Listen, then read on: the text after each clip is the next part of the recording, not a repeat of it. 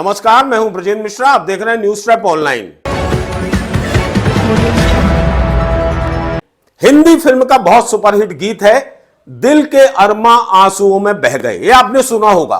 बिल्कुल यही हुआ मध्य प्रदेश के तमाम तहसीलदारों के साथ में।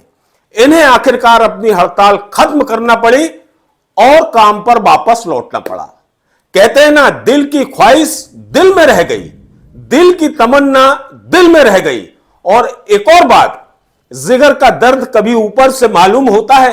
नहीं होता। बिल्कुल यही पंक्तियां सटीक बैठती हैं इन तमाम तहसीलदारों पर।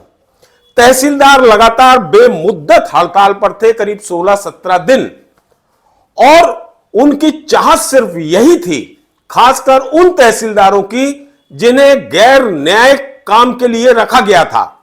वो चाहते थे कि साहब रेवेन्यू के मामलों से हमें दूर कर दिया गया, इसलिए हमें रेवेन्यू वाले मामले में यानी मलाईदार काम और मलाईदार सीट मिल जाए।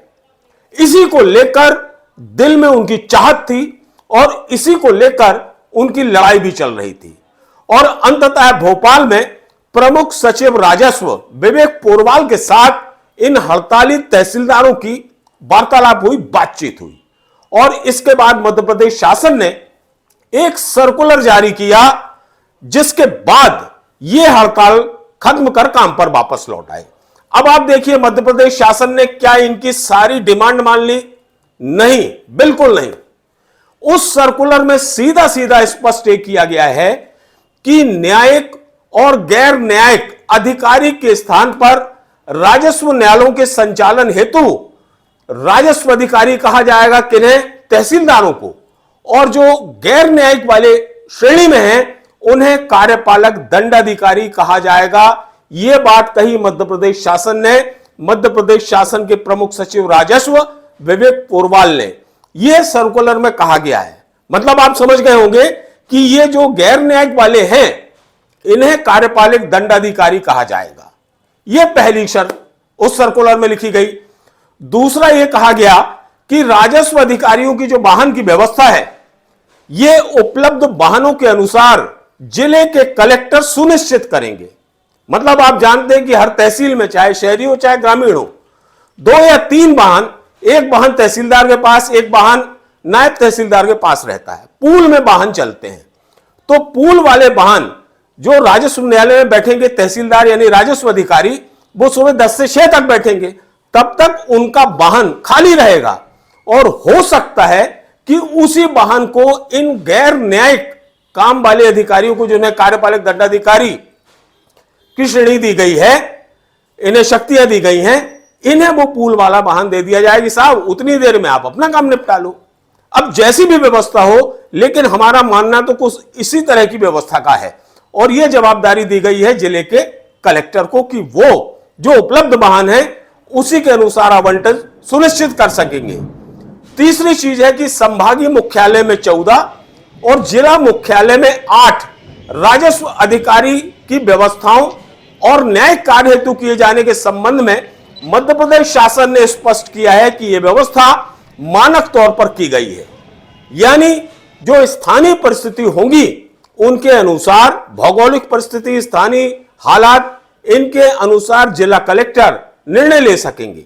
इसका मतलब यह हुआ कि जो गैर न्यायिक श्रेणी के अधिकारी हैं, अगर जिला मुख्यालय में उनकी संख्या 8 रखी जा रही है, तो इसमें कलेक्टर वहां की परिस्थितियों को देखते हुए इस आंकड़े में सुधार कर सकते हैं। यह शिथिलता बरती गई है, क्योंकि पहले जो नई व्यवस्था के तहत ये आंकड़े 14 और 8 का जो आंकड़ा है, इसे फिक्स कर दिया गया था, जिसे मध्य प्रदेश शासन ने शिथिल कर दिया गया है। मतलब जो प्रोटोकॉल और लाइन ऑर्डर वाले हैं, वो दीगर काम वाले जो अधिकारी हैं, जिन्हें हम गैर न्यायिक अधिकारी की श्रेणी में रख रहे हैं, उन्हें यह व्यवस्था के लिए एक शिथिलता प्रदान की गई है कि कलेक्टर इस आंकड़े में थोड़ा सा 19-20 हेरफेर अपने अनुसार भी, परिस्थितियों के अनुसार, वहां के हालात के अनुसार इसमें कम बढ़ कर सकते हैं।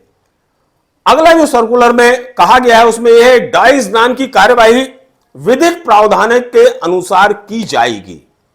और इसके बाद जो सर्कुलर में इन हड़ताली अधिकारियों की जो मांग थी वो ये थी कि इनका ग्रेड पे और क्रमोन्नति का जो प्रकरण चल रहा है उसकी प्रोग्रेस, तो उस पर मध्य प्रदेश शासन ने कहा कि आपकी जो कार्यवाही प्रचलित है उसमें हम तेजी लाएंगे। इस तरह से लब्बो-लुआब यह है कि मध्य प्रदेश शासन ने वो बात नहीं मांगी जो इनके दिल में थी, इन हड़ताली तहसीलदारों की। और इनके दिल में एक ही बात थी कि साहब हमें भी कोर्ट चलाने की अनुमति मिले, राजस्व के प्रकरणों की निराकरण की अनुमति मिले, हम भी वहां खसरा, सीमांकन, बटांकन, राजस्व संबंधी काम देखें, सुनवाई करें। ये तो चाहते थे कि रोस्टर लागू हो जाए। रोस्टर का अर्थ आप जानते होंगे कि हफ्ते में 2 या 3 दिन अल्टरनेट हमें भी सुनवाई का अवसर मिल जाए, ताकि रेवेन्यू के जो मामले हैं, खसरा, नक्शा, सीमांकन, बटांकन, वसीयत, ये तमाम जो प्रकरण हैं, इनकी सुनवाई का मौका हमें भी मिल जाए। इनकी ख्वाहिश ये भी थी, दिली ख्वाहिश थी ये। लेकिन ये भी मध्य प्रदेश शासन ने पूरी नहीं की। उन्होंने कैटेगरी वैसे ही रखी, न्यायिक कार्य करने वाले अधिकारी और गैर न्यायिक। तो गैर न्यायिक की जो श्रेणी है उसमें सिर्फ इनको लाभ यह दिला दिया गया, मध्य प्रदेश शासन ने यह कह दिया कि आप बिल्कुल चिंतित मत होइए, आप तहसीलदार हो और हम आपको कार्यपालक दंडाधिकारी की शक्तियां प्रदान करते हैं और आपका जो नामकरण है, जो पद है, वो कार्यपालक दंडाधिकारी का रहेगा। इस तरह से इतनी बातें इस सर्कुलर में कही गई और जिसके बाद ये तमाम हड़ताली तहसीलदार पूरे मध्य प्रदेश के हड़ताल समाप्त करके अपने काम पर वापस लौट आए।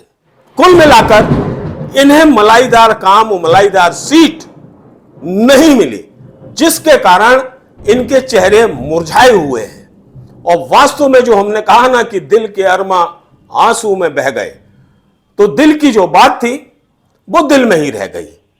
बहरहाल अब मामला यह है कि इन्होंने जो 16, 17, 18 दिन हड़ताल की, क्या वो हड़ताल वैध थी या अवैध थी, इस पर फैसला मध्य प्रदेश शासन को करना है। और जो डिविजनल कमिश्नर हैं और जिलों के कलेक्टर हैं, इन्हें मध्य प्रदेश शासन से मार्गदर्शन लेना है या मध्य प्रदेश शासन से इन्हें क्या मार्गदर्शन मिला, यह जानकारी इन अधिकारियों को लेकर अग्रिम कार्यवाही करना है। तो और दूसरी चीज, सबसे बड़ी चीज यह है कि हड़ताल के इतने दिनों में क्या इन तहसीलदार, नायब तहसीलदार, इन सबको क्या वेतन दिया जाएगा, क्या इनकी उपस्थिति मानी जाएगी, जबकि ये तो बेमुद्दत हड़ताल पर थे, काम का इनने बहिष्कार किया था और लगातार हड़ताल पर थे। वो तो मध्य प्रदेश शासन ने जब कार्यवाही का चाबुक चलाया और डिविजनल कमिश्नर को स्पष्ट निर्देश दिए कि इन हड़ताली अधिकारियों के खिलाफ आप क्या एक्शन ले रहे हो, क्या एक्शन लिया है, यह हमें बताइए, तो उसके बाद एकदम से गर्माहट आ गई और इन हड़ताली अधिकारियों के तेवर नरम पड़ने लगे। इन्हें लगा कहीं ऐसा ना हो कि मध्य प्रदेश शासन उनकी हड़ताल को लेकर कोई बड़े कदम उठा ले, जिसमें उनकी सर्विस बुक का रिकॉर्ड भी कहीं खराब ना हो जाए, कहीं इन्हें सस्पेंड ना कर दिया जाए, कहीं इन्हें नो वर्क नो पेमेंट इस कैटेगरी में ना ला दिया जाए।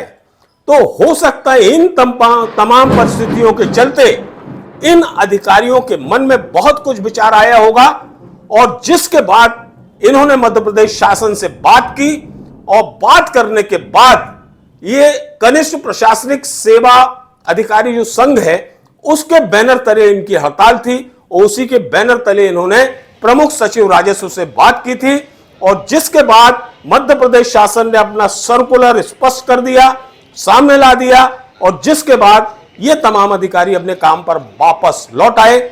सीधा सीधा यह कहा जा सकता है कि इन हड़ताली तहसीलदारों की मुराद पूरी नहीं हुई, इन्हें हड़ताल त्याग कर, हड़ताल खत्म कर कर काम पर वापस लौटना पड़ा। और आप तो जानते हैं कि बीच हड़ताल में जो एसएलआर थे, एएसएलआर थे, ये विड्रॉ कर चुके थे हड़ताल से। और वास्तव में मध्य प्रदेश शासन के पास इन हड़ताली तहसीलदारों के एवज में बहुत सारे विकल्प थे। विकल्प के रूप में यह भी थे कि जो आरआई हैं, जो परीक्षा पास कर चुके हैं, उन्हें भी प्रभारी नायब तहसीलदार बनाया जा सकता है। एएसएलआर और एसएलआर इनकी तहसीलदार के रूप में सेवाएं ली जा सकती हैं क्योंकि इन्हें तो वैसे ही शक्तियां प्राप्त हैं। ऐसी स्थिति में जब इन तहसीलदारों ने विचार किया होगा कि बहुत कुछ शासन वैकल्पिक रूप से व्यवस्था कर सकता है, तो हो सकता है कि इनके दिमाग में बहुत उथल पुथल मची हो और फिर इन्हें लगा हो कि कहीं ऐसा ना हो कि इनकी हड़ताल इनके लिए खतरे की घंटी बज जाए। शायद इसी वजह से ये शासन और सरकार को तो नहीं झोंका पाए, उल्टा इन्हें अपने कदम वापस खींचना पड़े।